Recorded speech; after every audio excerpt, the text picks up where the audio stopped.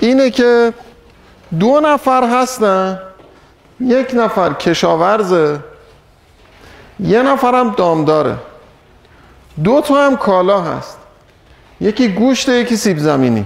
خب اینا هر کدوم از این 2 تا کالا رو میتونن تولید کنن، یعنی همون دامداره میتونه هم گوشت تولید بکنه هم سیب زمینی، همون کشاورزه هم میتونه همین کارو بکنه.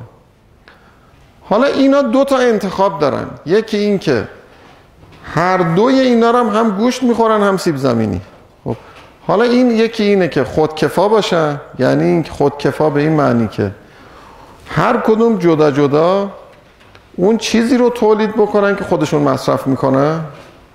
حالت دوم اینه که مبادله کنن با هم دیگه، یعنی این یه چیزی تولید بکنه به اون بفروشه، اونم یه چیزی تولید بکنه به این بفروشه. این میشه 2 تا مدل مختلف زندگی. در حالت اولش خودکفایی رو دنبال میکنه که هر کسی فقط همون رو تولید میکنه، مصرف میکنه که خودش تولید میکنه. در حالت دومی قید و بر میداری، به این معنی که اینا میتونن با هم مبادله بکنن. حالا میخوایم ببینیم که این 2 تا مدل از به اصطلاح ارتباط، این 2 تا مدل چجوری به اصطلاح ظاهر میشه در نتیجه کار اینه. خب حالا برای اینکه من مثالم رو بتونم یه ذره دقیق تر بکنم، اینو کمیش میکنم دیگه. وقت گذشته، شما جلسه بعد سر وقت بیا. خب باشه دیگه، وقت گذشته، بفهم. خب ببینید این یه ماتریس اینجا درست کردیم، این کشاورز، اینم دامدار. کشاورزه اگه 8 ساعت تمام وقتش رو بذاره توی تولید سیب زمینی، 32 کیلو سیب زمینی تولید میکنه. اگر تمام وقتش رو بذاره توی تولید گوشت، 8 کیلو گوشت تولید میکنه. پس کل وقت روزش رو اگه بذاره صرف یک محصول بکنه، از این 32 تا تولید میکنه، از این 8 تا. اون یکی دام داره، اگر 8 ساعت وقت صرف بکنه، به جای 32 کیلو سیب زمینی 48 کیلو سیب زمینی تولید میکنه، با وجودی که دام داره. یعنی در واقع ما انتظارمون اینه که این گوشت رو بهتر تولید بکنه، ولی 8 ساعت وقتی که صرف میکنه 48 کیلو سیب زمینی تولید میکنه و 24 کیلو گوشت. یعنی در هر دوی اینها به ازای 1 ساعت وقتی که صرف میکنه، بیش از اون یکی محصول تولید میکنه. درست شد؟ پس این صورت مسئله. اگر بخوایم بگیم که برای 1 کیلو چقدر وقت لازمه هر کدوم صرف بکنن، خب این از اون طرفی میشه دیگه. میشه مثلا 15 دقیقه، 60 دقیقه، 10 دقیقه، 20 دقیقه. اینم برای اینکه یه جوری اینو شاید مثلا با یه کمی واضح‌تر نشون بده که مثل این میمونه که اون راندمان این دومی در هر دوی این محصولات چیه؟ بیشتر.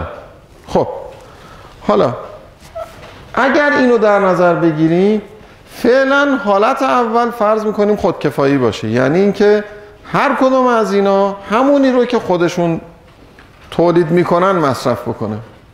خب من همین چیزی رو که گفتم به صورت نمودار در میارم.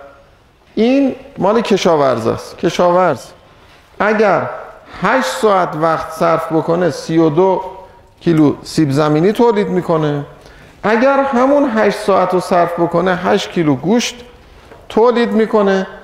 خطی که از این نقطه به این نقطه وصل میشه تمام ترکیبای خطی مختلفی رو نشون میده که این میتونه اینقدر 2 ساعت از وقتش رو صرف این بکنه، 6 ساعت رو صرف اون یکی. یعنی انتخاب‌های مختلفیه که این فرد داره که منابع در واقع محدودیت که داره زمانه، این زمانو چجوری صرف این دوتا بکنه تا اینکه به نتیجه برسه.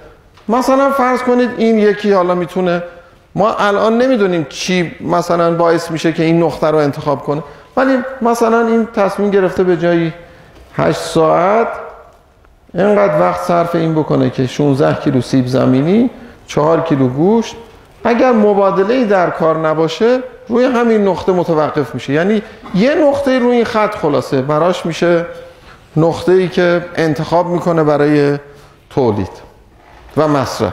در واقع اینجا چون خودکفایی هست، تولید و مصرف به هم منطبقن. هر چقدر تولید میکنه همینقدر هم مصرف میکنه و خیلی واضحه که اگر این فرد داخل این مثلث قرار بگیره، خب معلومه که از همه وقتش استفاده نکرده.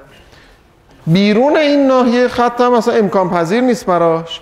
روی این خط هر نقطه‌ای حالا بگیره یه نقطه امکان پذیره. حالا اینکه اینو صرفاً به عنوان مثال ما گفتیم، هیچ الان معیاری رو من معرفی نکردم که بر اساس چه معیاری اون نقطه رو انتخاب کرده. خب دومی، همونطوری که از عددا معلوم بود، این مثلثه براش بزرگتره، یعنی به نسبت اولی، اون اولی الان داخل این قرار گرفته، یعنی هم در تولید سیب زمینی به اصطلاح از زمان با بهره وری بهتری استفاده میکرد، هم در تولید گوشت. این هم میشه یه نقطه برای این هم دوباره مثل همونه. این نقطه که البته مشخصه دیگه، برای اون 16 بود، برای این 24، اینجا برای اون 4 بود، برای این 12. یعنی این الان در سطح رفاه بالاتری نسبت به اون یکی داره به سر میبره بر اساس این مصرفی که داره، ولی باز برای همینم نقطه خارجی از این به اصطلاح نمودار نقطه غیر قابل دسترسه، براش امکان پذیر نیست. خب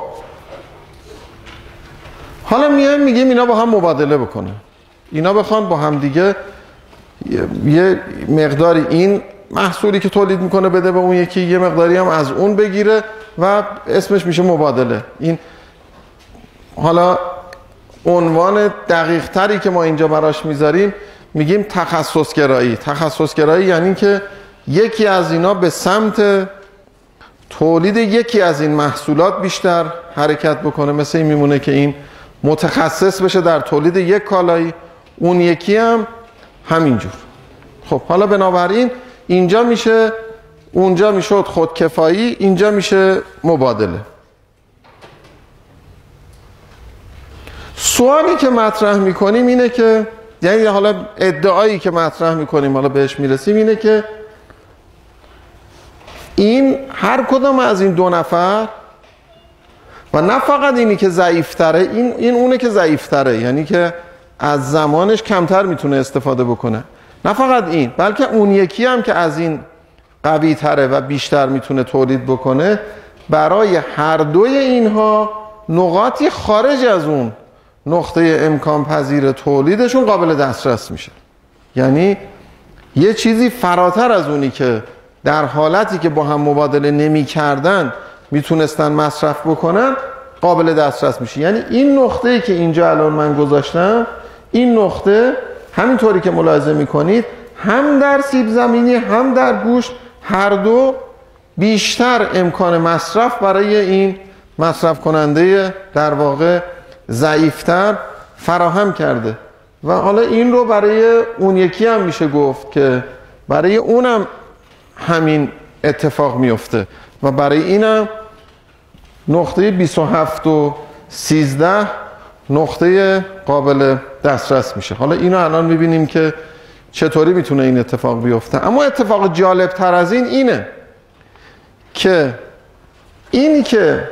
این نقطه برای این تولید کننده و اون نقطه دیگه برای اون تولید کننده خارج از ناحیه امکان پذیر براشون قابل دسترس میشه که هیچ. علاوه بر اینی که تولید کننده با بهره وری بیشتر بوده، در واقع این الان انگیزه بیشتر داره که با اون یکی مبادله بکنه، برخلاف اینی که ما ممکنه فکر بکنیم که اون ضعیفه باید انگیزه داشته باشه با این مبادله بکنه. این هم میشه نکته دوم. توجه کردید چی شد؟ پس چیز جالبیه دیگه، چون مثل این میمونه که الان آمریکا انگیزه داشته باشه با افغانستان مبادله بکنه، در حالی که ما حالا فکر میکنیم افغانستانه که باید انگیزه داشته باشه با آمریکا مبادله بکنه. اینجا ما دو تا مطلب داریم مطرح میکنیم. یکی اینه که افغانستان و آمریکا یا هر کشور کوچیکی با یک کشور بزرگ دیگری اگر خودشون تولید بکنن و مصرف بکنن، یعنی دارن رو این نقاط قرار میگیرن. اگر مبادله بکنن با هم دیگه میتونن خارج از اون امکانی که در حالت خودکفایی براشون فراهم بوده مصرف بکنن. این نکته اوله.